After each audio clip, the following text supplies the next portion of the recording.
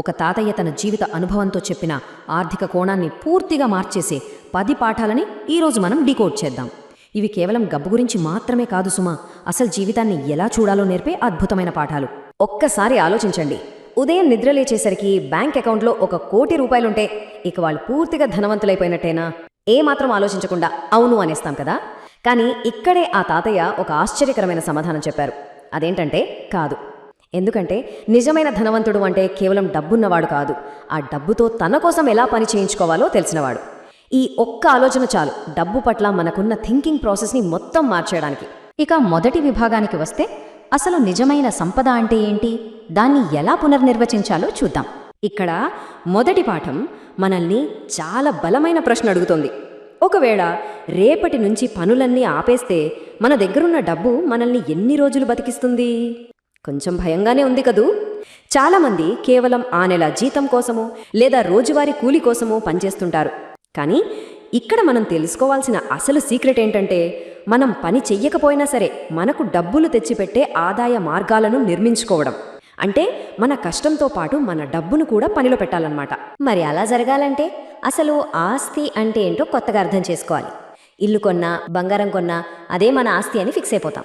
కానీ అదొక్కటే కాదు, అసలైన నిర్వచనం ఏంటంటే మన ప్రమేయం లేకుండా క్రమం తప్పకుండా మన జేబులోకి డబ్బును తీసుకొచ్చేదే నిజమైన ఆస్తి. సింపుల్గా చెప్పాలంటే మనకు ప్యాసివ్గా ఆదాయం తెచ్చిపెట్టే ఏ మార్గమైనా ఆస్తే. ఆస్తులకి భారాలకి మధ్యున్న తేడాను ఒక చెట్టు ఉదాహరణతో భలే అద్భుతంగా అర్థం చేసుకోవచ్చు. చూడ్డానికి 2 చెట్లే, కానీ ప్రతి ఏడాది పండ్లనిచ్చే చెట్టు ఒక ఆస్తి లాంటిది. అదే ప్రతి ఏడాది కేవలం మెయింటెనెన్స్ కోసం మన చేత డబ్బులు ఖర్చు పెట్టించే చెట్టు ఒక భారం. ఈ చిన్న లాజిక్ అర్థమైతే చాలు, మన ఆర్థిక ఆలోచన విధానం పూర్తిగా మారిపోతుంది. ఇక రెండవ విభాగంలోకి వెళ్దాం.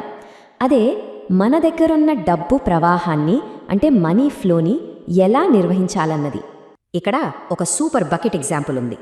ఒక బకెట్లో మనం ఎన్ని నీళ్లు పోసాము అన్నది కాదు, అసలు దానికి ఎన్ని చిల్లులున్నాయి అన్నదే ముఖ్యం. మనం ఎంత సంపాదిస్తున్నాము అనే దానికంటే కూడా అనవసరమైన ఖర్చులు ఎక్కడవుతున్నాయో గుర్తించి ఆ చిల్లుల్ని పూడ్చడం చాలా అవసరం. ఆ రంధ్రాలు పూడ్చకపోతే బకెట్లో నీళ్లలాగే మన డబ్బు కూడా ఎప్పటికీ నిలబడదు కదా. ఇక మూడో విభాగం చూద్దాం. సంపదను పెంచుకోవడం, అలాగే కొత్త అవకాశాలను ఎలా గుర్తించాలనేది ఇందులో తెలుసుకుందాం. ఒకసారి మన స్థానిక మార్కెట్లోని చిన్న దుకాణాలను గమనించండి. వాళ్ళు తమ సంపాదనలో కొంత భాగాన్ని మళ్ళీ అదే వ్యాపారంలోనే పెట్టుబడిగా పెట్టి 20 ఏళ్లలో దాన్ని ఒక సామ్రాజ్యంలా మార్చేస్తారు. ఎందుకంటే డబ్బు ఊరికే ఖర్చు చేస్తే కరిగిపోతుంది, కానీ కరెక్ట్గా పెట్టుబడి పెడితే మల్టిప్లై అవుతుంది. సంపాదించడం అనేది నైపుణ్యమైతే దాన్ని పెంచుకోవడం ఒక అద్భుతమైన కళ.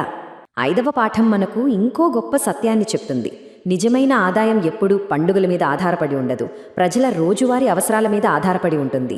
పెద్ద అవకాశాలు ఎప్పుడూ ఏదో బ్రహ్మాండంగా ఆకర్షణీయంగా కనిపించవు. మన చుట్టూ ఉండే చిన్న చిన్న దుకాణాలు కూడా ప్రతిరోజు జనాలకు కావలసిన సేవలు అందిస్తూ అద్భుతమైన ఆదాయాన్ని సృష్టిస్తుంటాయి. ఇక్కడ ఈ పాయింట్ని అస్సలు మిస్ అవ్వకూడదు. 4వ విభాగానికి వద్దాం. ఇక్కడ మనం ఆలోచనా విధానం, భయం, నమ్మకం అనే 3 ముఖ్యమైన విషయాల గురించి చర్చిద్దాం. 7వ పాఠంలో ఒక పాత వ్యాపారి గురించి ఒక అద్భుతమైన విషయం ఉంది. మార్కెట్లో ఎంత విపరీతమైన పోటీ ఉన్నా కస్టమర్లు మాత్రం ఆయన దగ్గరికే వస్తుంటారు. కారణం, వస్తువులు ఎక్కడైనా దొరుకుతాయి, కానీ నిజాయితీతో కూడిన నమ్మకం దొరకడం చాలా కష్టం. వ్యాపారంలో ఎవరైనా ముందుగా కొనేది వస్తువును కాదు, నమ్మకాన్ని. నిజాయితీ అనేది ప్రపంచంలోనే అత్యంత అరుదైన విలువైన పెట్టుబడి. ఇక మరొక ముఖ్యమైన అంశం భయం. నిజంగా తెలివైన వాళ్ళు రిస్క్ చూసి పారిపోరు, దాన్ని అర్థం చేసుకుంటారు, దాని గురించి బాగా స్టడీ చేస్తారు. నష్టం వస్తుందేమోనని భయపడి ఏ పని చేయకుండా ఉండిపోవడం ఉంది చూశారు, అంతకంటే పెద్ద నష్టం ఇంకోటి లేదు. భయంతో ఒకే చోట ఆగిపోతే ఎక్కడికి వెళ్తాం? ముందడుగు వేయడం నేర్చుకోవాల్సిందే. మన ఆర్థిక పరిస్థితి బయట మారాలి అంటే ముందు మన లోపల, మన ఆలోచనల్లో మార్పు రావాలి. ఇదొక ప్రయాణం. మొదట మన అంతర్గత ఆలోచనలను మార్చుకోవడం, కొత్త పుస్తకాలు చదవడం, ఎప్పటికప్పుడు కొత్త స్కిల్స్ నేర్చుకోవడం, పాజిటివ్ మైండ్ సెట్ ఉన్న వ్యక్తులతో ఉండడం.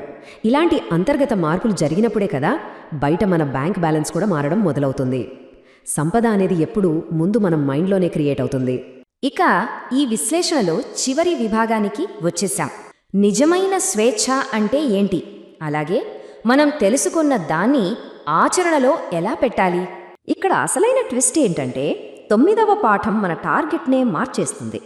సంపద అంటే బీరువాలు నిండా కట్టల కొద్దీ డబ్బులు దాచుకోవడం కాదు. ఆ తాత్కాలిక ఆనందం కంటే జీవితాంతం ఉండే స్వేచ్ఛ చాలా ముఖ్యం. ఏ రోజు బలవంతంగా ఇష్టం లేని పని చేయాల్సిన అవసరం లేకుండా కుటుంబమంతా ప్రశాంతంగా సంతోషంగా గడపగలగడమే నిజమైన స్వేచ్ఛ. అదే అసలైన సంపద. 10వ పాఠం పూర్తిగా మనం తీసుకునే యాక్షన్ గురించే మాట్లాడుతుంది. ఎన్నో పుస్తకాలు చదివేసి బోలెడు జ్ఞానాన్ని మెదడులో పెట్టుకుంటే ఉరిగేదేమీ లేదు, దాన్ని ఆచరించాలి కదా. అందుకే ఒక చిన్న అడుగు 100 పెద్ద ఆలోచనల కంటే ఎంతో విలువైనది అంటారు. నేర్చుకున్న విషయాలని కేవలం థియరీగా కాకుండా ప్రాక్టికల్గా ఆచరణలోకి తీసుకురావడం చాలా అవసరం. అయితే ఈ ఆచరణను మరింత సులభం చేయడానికి మనకొక సింపుల్ డైలీ ప్లాన్ ఉంటే బాగుంటుంది. ప్రతిరోజు ఒక కొత్త విషయం నేర్చుకోవడం, కనీసం ఒక అనవసర ఖర్చునైనా తగ్గించడం, ఏదైనా ఒక పెట్టుబడి గురించి రీసెర్చ్ చేయడం, అలాగే ఒక కొత్త ఆదాయ మార్గం గురించి బ్రెయిన్ స్టార్మింగ్ చేయడం. చూడటానికి ఇవి చిన్న చిన్న పనులే కావచ్చు, కానీ ఇవే కొన్నేళ్ల తర్వాత మన జీవితాన్ని ఊహించని స్థాయికి తీసుకెళ్తాయి. ఒక్కసారి ఈ 10 పాఠాల సారాంశాన్ని ఒకే వాక్యంలో చూద్దాం. డబ్బు సంపాదించడం ఒక నైపుణ్యం, దాన్ని కాపాడుకోవడం అనేది ఒక క్రమశిక్షణ. కానీ ఆ డబ్బును పెంచుకోవడం అనేది ఉంది చూశారు, అది నిజమైన స్వేచ్ఛ. ఈ అద్భుతమైన తత్వమే మన ఈ విశ్లేషణను ఒక గుర్తుంచుకోదగిన ముగింపుకు తీసుకొచ్చింది. ఈ కార్యక్రమం ముగింపుకు చేరుకునే ముందు ఒక్కసారి మన మనసును అడుగుదాం. ఇక్కడ వివరించిన ఈ 10 పాఠాల్లో మనల్ని అత్యంత లోతుగా ప్రభావితం చేసిన పాఠమేది? ఈరోజు నేర్చుకున్న ఈ విషయాలతో ఆర్థిక స్వేచ్ఛ సాధించే ప్రయాణాన్ని వెంటనే ప్రారంభించాలి. కావలసిన జ్ఞానమంతా ఇక్కడే ఉంది. ఇక మిగిలిందల్లా ధైర్యంగా ఒక చిన్న అడుగు ముందుకు వేయడమే. All the best.